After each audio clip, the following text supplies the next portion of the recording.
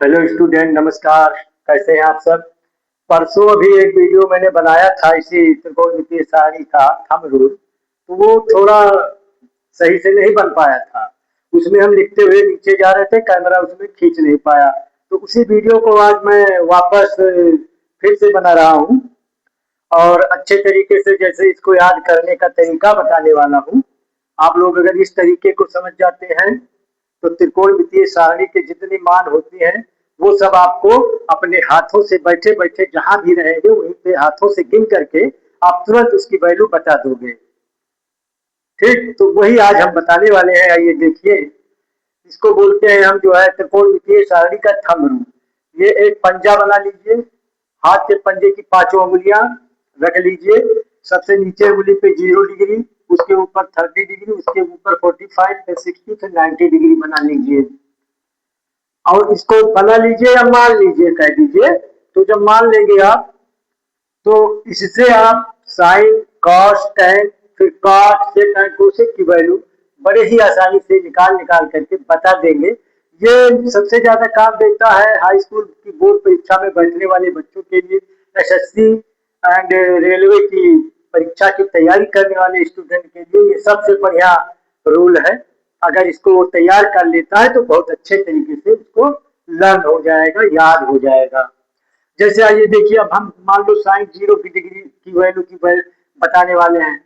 Sign 0 की value क्या होगी, या साइन 30 की क्या होगी, या साइन 40 की क्या होगी, उसको इस रूल से समझिए। साइन का रूल होता है अंडर रूट नीचे की अंगुलियां अपान टू। ठीक। कास का रूल होता है अंडर रूट ऊपर की अंगुलियां अपान टू। और टैन का रूल होता है अंडर रूट नीचे की अंगुलियां अपान अंडर रूट ऊपर की अंगुलियां। तो आइए समझते हैं कि कैसे हम इसको रूप दे सकते हैं। जैसे मान लीजिए हमने साइन 0 लिया। अब साइन 0 जब आप लोगे तो नियम क्या है, अंडर रूट लगाइए और नीचे की अंगुलियों की संख्या लिख दीजिए। तो साइन 0 वाली अंगुली जहां पे है उसके नीचे एक भी अंगुली नहीं है, तो यहाँ 0 हो जाएगा, यानी 0/2 इस तरह हम लिख देंगे। साइन 0 की वैल्यू को कैसे लिखेंगे, जैसे इसके नीचे एक भी अंगुली नहीं है तो समझ लो 0 हो गया वो, तो रूट 0/2 यानी 0 लिख दो। फिर काश या साइन 30 का देख लीजिए। अब साइन 30 में हो जाएगा, साइन 30 के नीचे वाली अंगुलियां जितनी है वो लिख लो। तो नीचे केवल एक अंगुली है तो रूट 1/2 हो जाएगा। अब इसको थोड़ा सा सॉल्व कर दीजिए, रूट 1 का वैल्यू 1 हो जाएगा अपान 2, यानी साइन 30 की वैल्यू 1/2 होती है। अब साइन 45 की वैल्यू देख लो। साइन 45 में अंडर रूट नीचे की अंगुलियां, तो नीचे दो अंगुलियां हैं तो यहाँ हो जाएगा रूट 2 और अपान में 2। ठीक। अब इसको हमें थोड़ा सॉल्व करना पड़ेगा, रूट 2/2 को सॉल्व करना पड़ेगा इस तरीके से। देखिए, रूट 2/2 और इंटू में रूट 2/2 से मल्टीप्लाई करा दीजिए। अब देखिए मल्टीप्लाई क्या होता है, रूट टू हो गया 2 और नीचे है 2√2, ये 2 और ये 2 कैंसिल हो गया। ऊपर क्या बचा हमारा, 1 बचा, नीचे बचा हमारा रूट 2। तो साइन 45 की वैल्यू आ गई 1/√2 में। अब आप इसको चाहे सारणी से याद कर लीजिए, चाहे इस तरह बना बना के याद कर लीजिए, बात एक ही है, लेकिन इसमें समय आपको कम लगेगा। सारणी में आपको रखना पड़ेगा, इसमें आपको रखना नहीं है। इसी तरीके से लिखते जाइए, आपके सारे वैल्यू मिलते जाएंगे। साइन 45 तक मैंने बता दिया। साइन 60 इसी प्रकार साइन 60 है, साइन 90 का भी वैल्यू निकल के आएगा। अगर नाव निकाल देता हूं, कोई बात नहीं है। साइन 60 में क्या होगा, साइन 60 के नीचे देखिए 3 अंगुलियां हैं, तो ऊपर हो गया रूट 3 और नीचे हो गया 2। तो ये तो रूट 3/2 ही रहता है, ये कोई सरल करने वाली चीज नहीं है। अब साइन 90 में देखो क्या होगा। साइन 90 में देखिए इसके नीचे 4 अंगुलियां हैं, तो रूट 4 हो जाएगा ऊपर और 2 हो जाएगा नीचे। अब रूट 4 की वैल्यू हो जाएगी 2 और नीचे है 2, ये दोनों कैंसिल होकर के हो जाएगा 1। अब साइन 90 की वैल्यू हो गई 1। इस तरह से हमको वैल्यू प्राप्त हो सकती है। आपको केवल इतना मेहनत थोड़ा सा करना पड़ेगा। और ये हमेशा के लिए लर्न हो जाएगा, कभी नहीं भूलूंगी। अब आइए काश का निकालते हैं हम। काश जीरो का निकालिए। काश जीरो का हो जाएगा। काश का नियम क्या है? रूट ऊपर की अंगुलियों की संख्या अपान में 2। तो काश जीरो में ऊपर कितनी अंगुलियां? 4 अंगुलियां।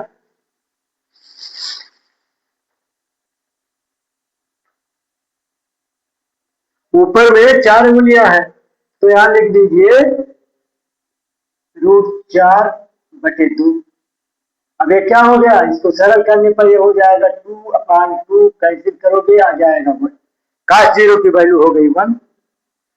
अब फिर लिखिए काश 30, देखिए कैसे निकालेंगे।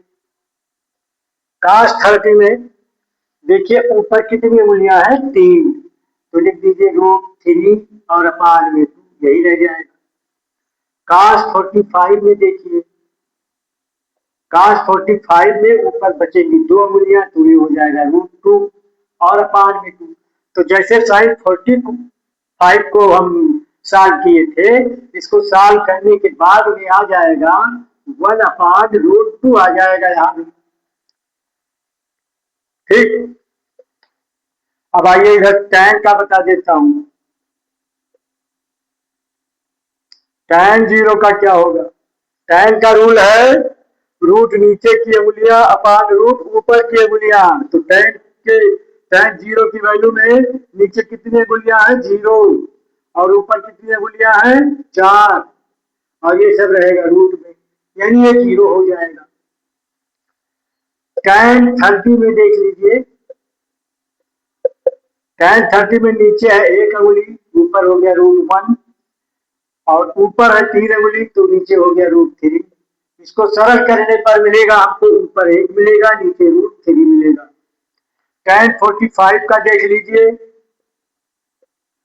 tan 45 में नीचे है 2 अंगुली और ऊपर भी है 2 अंगुली, √2/√2, यानी ये दोनों कैंसिल होकर के मिल जाएगा 1। tan 60 में देख लीजिए बच्चों,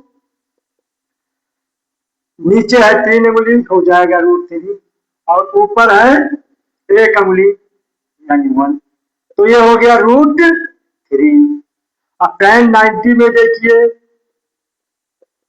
tan 90 में नीचे है 4 अंगुली, तो हो गया √4/, ऊपर कितनी अंगुली है? 0। tan 90 के नीचे 4 है और ऊपर एक भी अंगुली नहीं है, तो ये 2/0, यानी इनफाइनाइट। ये जैसे मैंने tan का निकाल के पूरा दिया है, इसी प्रकार आप लोग साइन का पूरा निकाल सकते हो, काश का पूरा निकाल सकते हो। ये अगर समझ में आ गया है तो आप अपने दोस्तों के पास शेयर कर देना और लाइक कर देना। कमेंट में कुछ पूछ सकते हो तो पूछ लेना। आज बस इतना ही। नमस्कार बच्चों।